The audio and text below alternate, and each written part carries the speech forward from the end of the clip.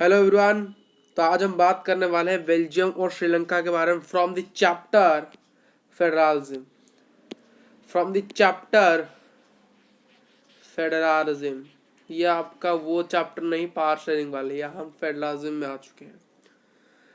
Federalism के chapter के अंदर सबसे पहले कुछ प्रीवियस चैप्टर का चंक हम जानेंगे, फिर हम बढ़ेंगे हमारे फेडरलिज्म। आज हम देखें PC², प्रीवियस चैप्टर चंक, ये हम देखेंगे PC² federalism. Chapter number 2 civics. तो शुरू करते हैं। सबसे पहले हम देखेंगे कि vertical division of power sharing को, किसे हम देखेंगे vertical division of power sharing. Vertical division of power sharing. Vertical division of power sharing हम देखेंगे सबसे पहले। ठीक है, ठीक है। तो वर्टिकल डिवीजन पावर शेयरिंग में क्या होता है, पावर कहाँ किन के अंदर शेयर होता है। Power can B share in different levels, different levels के अंदर होता है। ठीक, डिफरेंट लेवल्स। तो वर्टिकल डिवीजन यानी वर्टिकल क्या होता है, यानी वर्टिकल यानी हम समझ सकते हैं वर्टिकल लाइन। मान लीजिए एक लाइन है, ये एक वर्टिकल लाइन है। इस वर्टिकल लाइन के सबसे ऊपर वाले हिस्से में हमारे होते हैं सेंट्रल लेवल। सेंट्रल लेवल, उसके नीचे खिसकोगे तो सबसे क्या मिलेगा, स्टेट लेवल। क्या मिलेगा, स्टेट लेवल। उसके नीचे खसकोगे तो हमें मिलेगा लोकल लेवल। ये होता है central government, local union government या फिर फेडरल गवर्नमेंट। ये होता है स्टेट गवर्नमेंट यानी रीजनल प्रोविंशियल गवर्नमेंट। ठीक, और ये होता है म्युनिसिपैलिटी एंड पंचायत। और क्या है, और क्या डिफरेंट लेवल्स के लेवल्स तीन प्रकार के होते हैं। लेवल्स कितने होते हैं, तीन, सेंट्रल, स्टेट एंड लोकल। ये सारी चीजें होते हैं मॉडर्न डेमोक्रेसी के, मॉडर्न पावर शेयरिंग। और यही इस वर्टिकल डिवीजन को ही हम एक अलग नाम से जानते हैं, जो कि फेडरल डिवीजन ऑफ पावर। क्या है वो, फेडरल डिवीजन ऑफ पावर उसे हम कहते हैं। इसी वर्टिकल डिवीजन को एक और अलग नाम से जाना जाता है, जो कि vertical federal division of power. क्योंकि फेडरल कॉन्स्टिट्यूशन में बहुत सारे पॉलिसीज हैं, इसीलिए फेडरलिज्म में जो हमारा फेडरलिज्म है, क्या है हमारा फेडरलिज्म, यहाँ पर कोई टायर्स होते हैं। फेडरलिज्म हम लेवल्स नहीं समझे, हम क्या समझेंगे, टायर्स को। ये टायर्स क्या होते हैं, बेसिकली दो ही टायर्स होते हैं कहाँ पर, फेडरलिज्म में। वो दो टायर क्या है, सेंट्रल टायर, सेंट्रल गवर्नमेंट एक टायर होता है, दूसरा एक होता है स्टेट गवर्नमेंट वाला टायर। बस हमारे इंडियन कॉन्स्टिट्यूशन के अनुसार, इंडियन कॉन्स्टिट्यूशन के अनुसार हम क्या कहते हैं, यहाँ पर एक थर्ड टायर भी होता है, थर्ड टायर, जो कि है लोकल गवर्नमेंट टायर, जो कि है लोकल गवर्नमेंट कहते हैं हम जिसे, जहाँ पर म्युनिसिपैलिटी आती है और क्या आती है, पंचायती राज आते हैं। जो कि ये वाला टॉपिक हम पूरा ही टेक ऑफ करने वाले हैं हमारे टॉप चैप्टर डिसेंट्रलाइजेशन, इसी के ही टॉपिक के अंदर। तो बट हमारा आज का टॉपिक था बेल्जियम एंड श्रीलंका, वो हम पढ़ेंगे। बेल्जियम एंड श्रीलंका के बारे में तो शुरू करते हैं। ये तो था vertical division of power sharing, chapter का ओवरव्यू था। आप अगर एनसीईआरटी के पहले ही पेज में जहां पर हेडिंग लिखा है फेडरल, उसके ही नीचे ओवरव्यू लिखा है, वो मैंने आपको इस 2 पेज में समझा दिया। अब हम समझेंगे बेल्जियम के बारे में।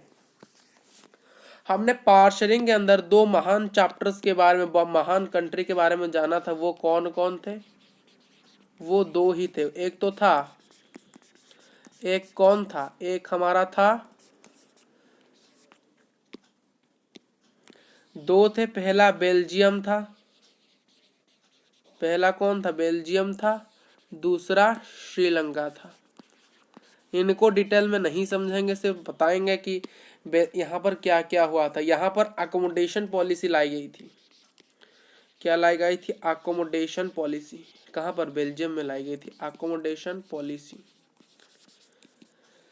यहाँ पर अकोमोडेशन पॉलिसी लाई गई थी और यहाँ के कॉन्स्टिट्यूशन में, यानी बेल्जियम को ही पूरा मद्देनजर अच्छे से रखते हुए बेल्जियम को अपने नज़र में, बेल्जियम को हेडिंग लिखिए, बेल्जियम हेडिंग में पॉइंट लिखिए आप। पहला पॉइंट ये हम लिख सकते हैं, यहाँ पर अकोमोडेशन पॉलिसी आई थी। क्या आई थी? अकोमोडेशन पॉलिसी आई थी। और इनके कॉन्स्टिट्यूशन में बदलाव किए गए थे। अगर तीसरा पॉइंट में बताऊं, और यहाँ पर सबसे पहले यहाँ पर एक रीजनल गवर्नमेंट नहीं था, यानी स्टेट गवर्नमेंट तो नहीं था और लोकल गवर्नमेंट भी नहीं था। इतनी स्थिति खराब थी बेल्जियम की। चारवा पॉइंट में बताऊं, ये यहाँ पर क्या होता है, यहाँ पर इस प्रकार के गवर्नमेंट्स का कोई रोल, पावर, उपस्थिति, मौजूदगी और इनके काम बिल्कुल भी, मतलब ये एग्जिस्ट ही नहीं करते थे। रीजनल गवर्नमेंट कहाँ पर? बेल्जियम सिटी के अंदर एग्जिस्ट ही नहीं करते थे।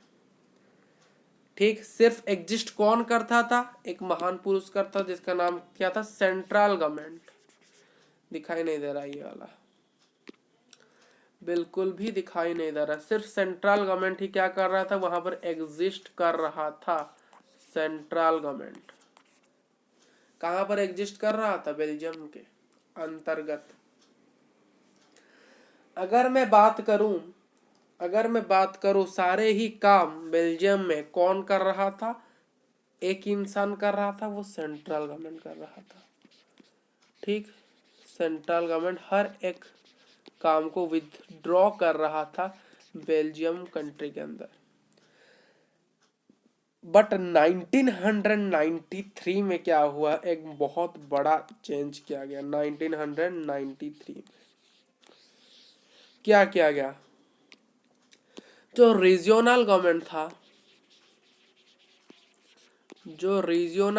था उसको कुछ कॉन्स्टिट्यूशनल पावर दिए गए, कुछ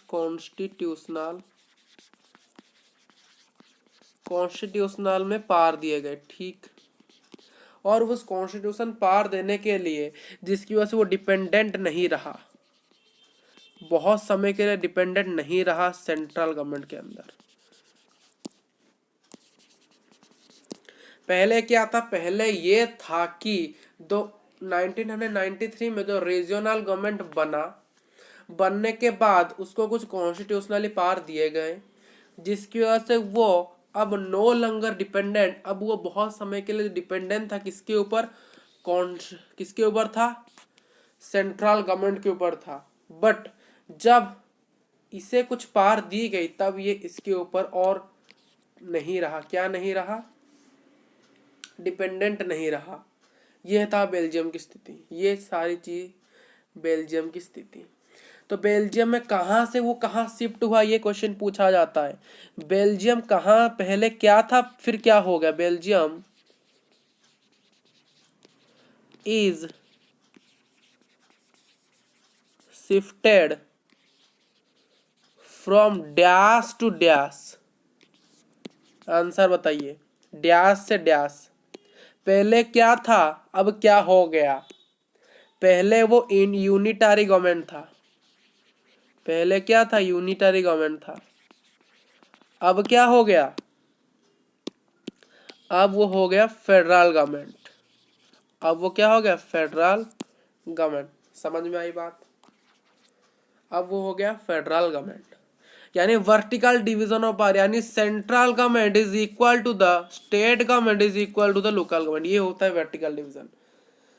वर्टिकल डिवीजन ये नहीं होता है। वर्टिकल डिवीजन सबसे पहले क्या होता है? वर्टिकल डिवीजन में सबसे पहले क्या होता है? जो सेंट्रल गवर्नमेंट होता है उसके पास ज्यादा पावर होता है आज कंपेयर टू स्टेट गवर्नमेंट, आज कंपेयर टू लोकल गवर्नमेंट। ये पहले इक्वेशन होता है वर्टिकल डिवीजन में। बट जब कॉन्स्टिट्यूशन आने के बाद इनको और इसको पावर मिल जाता है तब क्या होता है, सेंट्रल गवर्नमेंट के पास जितना पावर है, स्टेट गवर्नमेंट के पास उतना पावर है, लोकल गवर्नमेंट के पास उतना ही पावर है। तीनों के अंदर पावर को इक्वली शेयर किया जाता है, पावर को इक्वली शेयर्ड किया जाता है, जिसको हम क्या कहते हैं, चैप्टर फेडरलिज्म, जिसको हम क्या कहते हैं, चैप्टर फेडरलिज्म कहते हैं। श्रीलंका में क्या हुआ था, इसी प्रकार की ही चीजें प्रैक्टिस की जा रही थी। कहां पर, श्रीलंका के अंदर। बुक में श्रीलंका के बारे में बहुत सारे चीजें नहीं लिखा गया है, जितना लिखा है उतना ही बता देते हैं। क्या लिखा गया, बताया है कि श्रीलंका ने ये सारी प्रैक्टिकल पर्पस की चीजें, वहां पर भी सबसे पहले क्या थी, कौन सी गवर्नमेंट थी, यूनिटरी ही गवर्नमेंट थी, यूनिटरी ही गवर्नमेंट थी, बताया जा रहा है यूनिटरी गवर्नमेंट थी, ठीक है। फिर बता रहा है कि उसके बाद वहां पर वही गवर्नमेंट थी, नेशनल गवर्नमेंट थी, वही एक जो यूनिटरी गवर्नमेंट थी। यूनिटरी गवर्नमेंट होता है जहां पर पावर को शेयर नहीं किया जाता है, डिफरेंस बताएंगे दोनों का, डिफरेंस भी बता देंगे। श्रीलंका में क्या था, जो यूनिटरी गवर्नमेंट थी वही ही उनकी नेशनल गवर्नमेंट थी, और तमिल लोगों को वहां पर नेग्लेक्टेड किया जा रहा था, नेग्लेक्ट किया जा रहा था, क्या किया जा रहा था, नेग्लेक्ट किया जा रहा था, ठीक है। बाद में क्या होता है, बाद में क्या होता है, बाद में ये धीरे धीरे फेडरल की ओर कन्वर्ट हो जाते हैं, फेडरल की ओर कन्वर्ट हो जाता है, यही था। अब बात करते हैं difference between the federal government and unitary government. Federal यहाँ पर लिखेंगे, यहाँ पर यूनिटरी लिखेंगे। हालांकि कोई एक मेन टॉपिक नहीं है, इसीलिए इसी वीडियो के अंदर इसे कवर कर रहे हैं। अगर मेन टॉपिक होता है इसके ऊपर पर्टिकुलर टॉपिक हो जाता, बट ये नहीं है जिस प्रकार से, इसीलिए। तो पावर फेडरल के अंदर क्या होता है, पावर को शेयर किया जाता है, power can be shared, power क्या होता है, शेयर किया जाता है, central government and state, central और स्टेट के अंदर पावर को शेयर कर दिया, यानी central government is equal to the power of state government, ये इक्वेशन याद रख लीजिए बस। और यूनिटरी में क्या होता है, power can not be share, power can not be share, यानी power can not be share, power को शेयर ही नहीं किया जाता है, कहाँ पर, यूनिटरी गवर्नमेंट में, यानी central government has more powerful than state, ये इक्वेशन याद रख लीजिए, यानी ये फॉर्मूले याद रख लीजिए इस दोनों के लिए, ठीक।